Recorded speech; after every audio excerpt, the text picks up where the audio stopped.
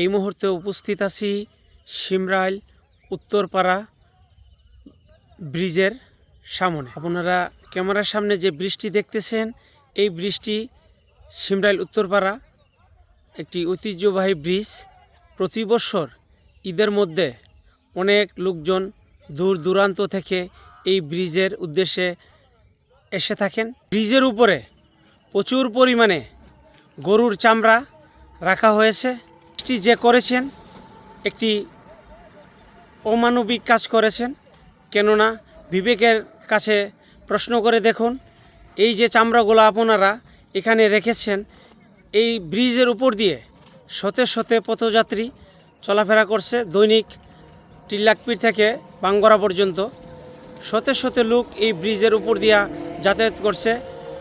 কিন্তু আপনারা যারা এই চামড়াগুলা এখানে রেখেছেন, আসলে আপনাদের বিবেককে একটু সাড়া দেন যে এই ব্রিজের উপর দিয়ে মানুষ চলাফেরা করতে পারতেছে না। আসলে যেই কাজটা করেছেন এটা অমানবিক একটা কাজ করেছেন। এই যেই চামড়াগুলা আপনারা নিশ্চয়ই হয়তো আপনাদের নিজস্ব অর্থায়নে এই চামড়াগুলা কিনেছেন, কিন্তু বিক্রি করতে না পারা এই চামড়াগুলো এখানেই ফেলে চলে গেছেন। আসলে এই চামড়া যে এখানে রেখে চলে গেছেন আপনারা, এইখানের যে পরিস্থিতি, শত শত পথযাত্রীরা এই ব্রিজের উপর দিয়ে আসা যাওয়া করছে, এর জন্য এদিক দিয়ে যাওয়া যাচ্ছে না।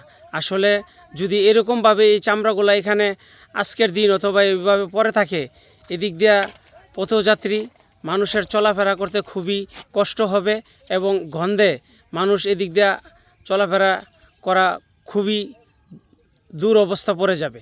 খুবই সুন্দর একটা পরিবেশ আপনাদেরকে যদি দেখাই, সামনে যে দেখতেছেন এই বিলটা পুরাটাই পানির নিচে থাকে। পানির নিচে থাকার কথা এখন, কিন্তু এখন পর্যন্ত পানি আসে নাই। এই বিলটার মধ্যে যখন ভরপুর পানি চলে আসে তখন বোঝা যায় যে একটা সমুদ্রের মতো পরিণত হয়ে যায়।